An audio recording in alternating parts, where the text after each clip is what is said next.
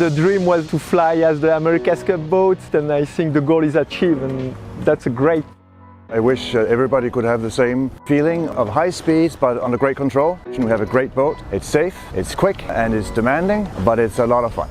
What I like on the boat is the moment of probably the better way, when you feel you put some rake on and you feel the boat lifting off and accelerating really fast. The G-force you feel on the boat when it's moving at high speeds is pretty incredible.